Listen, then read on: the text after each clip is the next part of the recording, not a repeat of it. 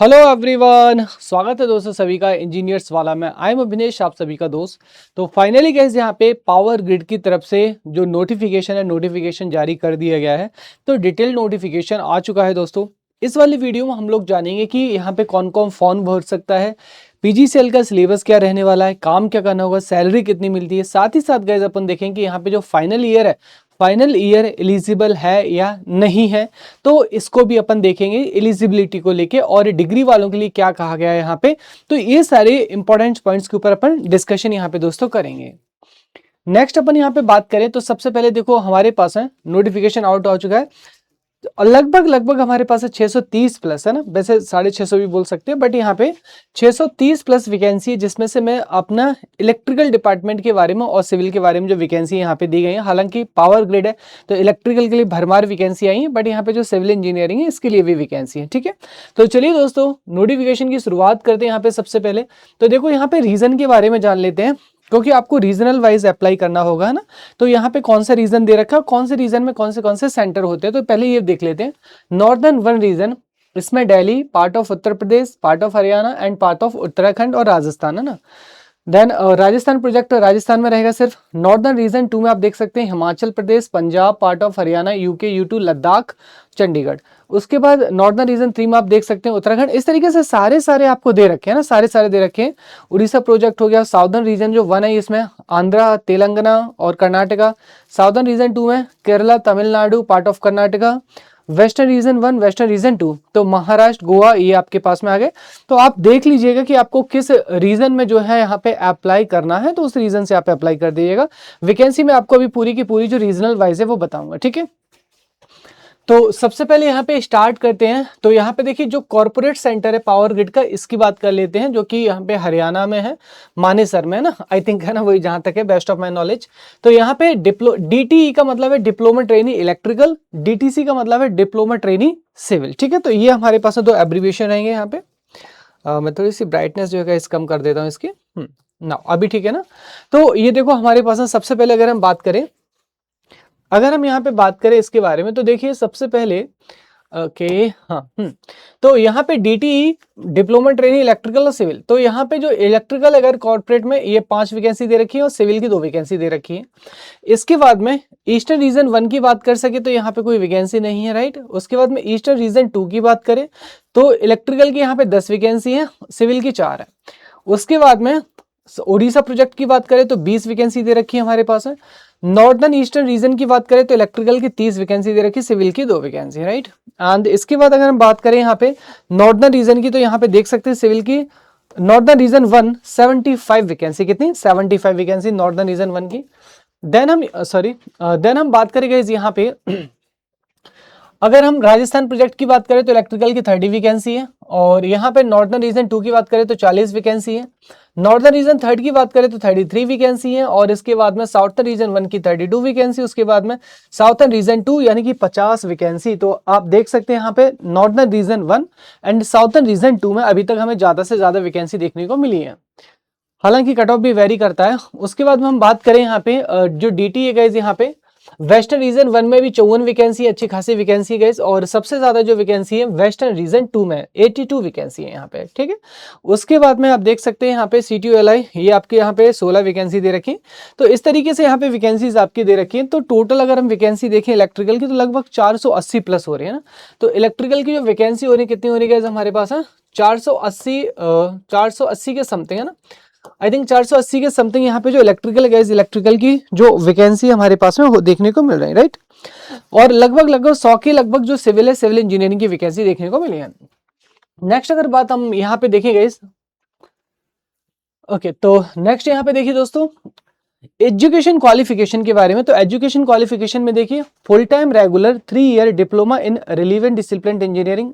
अब देखो इलेक्ट्रिकल के साथ साथ में कौन सी यहाँ पे एलिजिबल है दोस्तों, इलेक्ट्रिकल इंजीनियरिंग एलिजिबल है हमारे पास है। अगर पावर इंजीनियरिंग क्या है वो एलिजिबल है आपके पास में। इलेक्ट्रिकल एंड इलेक्ट्रॉनिक्स ये भी एलिजिबल है। पावर सिस्टम इंजीनियरिंग ये भी एलिजिबल है हमारे पास में, राइट। तो ये सारी की सारी जो ब्रांचेस है यहाँ पे एलिजिबल है, तो अब कोई कंफ्यूजन नहीं है। नाउ अब यहाँ पे जो हमारे पास में देखो आपके पास में जो परसेंटेज ऑफ मार्क्स है वो कितना दे रखे 70% दे रखे। Technical board institute with minimum 75% marks for the general category OBS EWS candidate and pass marks for जो पासिंग मार्क्स है हमारे पास एस टी और पीडब्ल्यूडी के दे रखे हैं, ठीक है ना। अब देखो सबसे बड़ी इंपॉर्टेंट क्या है यहाँ पे, बी बीटेक वाले एलिजिबल है। देखो क्या लिखा है हमारे पास, higher technical like B BTech M tech M E etcetera with और without diploma is not eligible. उसके बाद डीटीसी सिविल इंजीनियरिंग में सेम दे रखा है हमारे पास 3 साल का जो रेगुलर डिप्लोमा है, रेगुलर डिप्लोमा होना चाहिए। बी बीटेक वाले यहाँ पे एलिजिबल नहीं है। अब यहाँ पे एक इंपॉर्टेंट आता है कि सर हमारे पास एज लिमिट और पे स्केल क्या रखी गई है। तो देखो यहाँ पे अपर कास्ट यानी कि जनरल कास्ट के लिए यहाँ पे जो अपर एज लिमिट रखा गया हमारे पास में, जनरल कैटेगरी के लिए आपका 27 साल रखा गया हमारे पास में।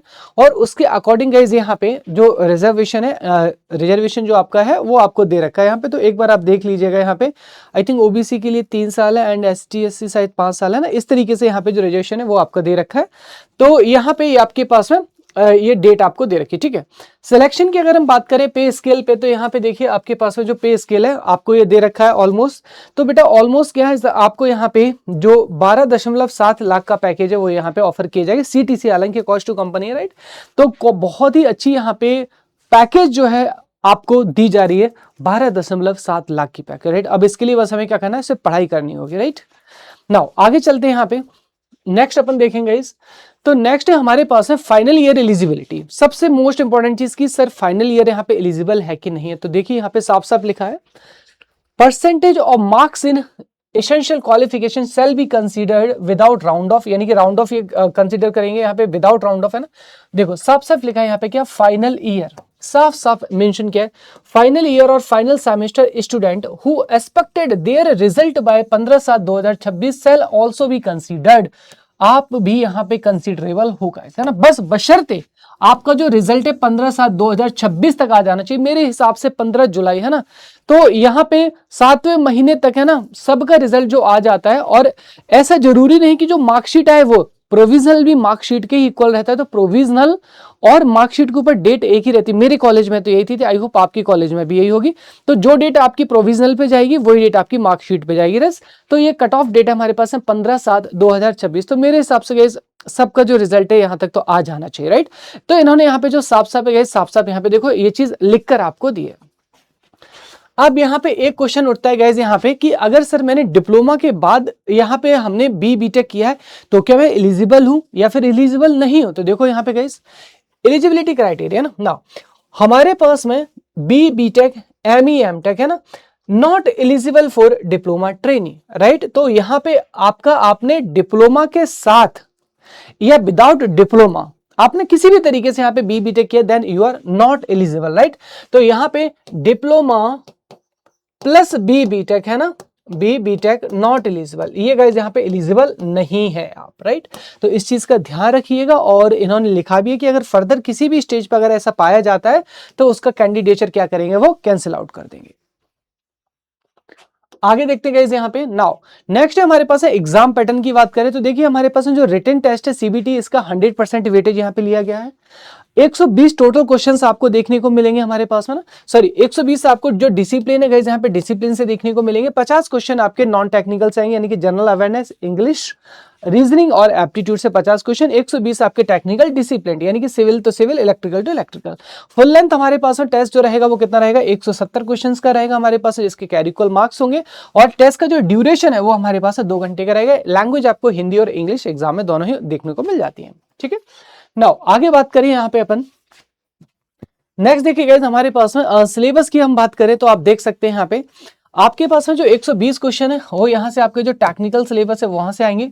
और यहाँ पे जो 50 क्वेश्चन है, 50 क्वेश्चन कहाँ से आएंगे हमारे पास में, जो नॉन टेक्निकल यानी कि रीजनिंग, इंग्लिश और जनरल अवेयरनेस, क्वांटिटेटिव एप्टीट्यूड से यहाँ पे आपको पूछे जाएंगे, right.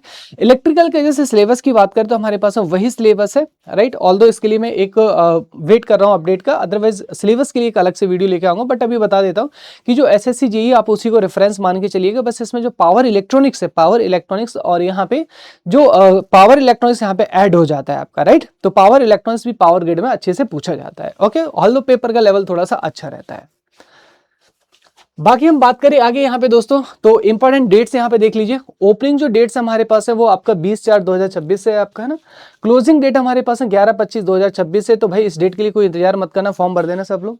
Cut off date of age आपको ये दे रखी है, इस डेट तक आपकी एज यहाँ पे निकालेंगे। Cut off date of acquiring qualification, तो ये मैं ऑलरेडी आपको बता चुका हूँ, ये आपको 15/7/2026 है ना, ये आपको दे रखा है।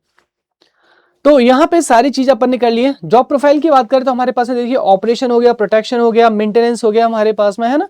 और आप कॉर्पोरेट ऑफिस में भी काम कर सकते हो। ये सारे हमारे पास है जो जॉब प्रोफाइल है, ये ट्रांसमिशन का बेसिकली काम रहता है। पावर ग्रिड से रिलेटेड कोई भी अगर प्रॉब्लम है, simple search Abhinesh sir PW and join the Telegram. यहाँ पे सारे आपके जो सिलेक्टेड स्टूडेंट है वो भी कनेक्टेड है। So thank you so much everyone guys. इसी नोट के साथ में मैं आपसे विदाई लेता हूँ। पावर ग्रिड के लिए PYQ और कुछ जो इलेक्ट्रिकल इंजीनियरिंग से रिलेटेड सेशन है वो बहुत ही जल्दी मैं आपके लिए यहाँ पे लेकर आऊंगा। Thank you so much everyone and all the best.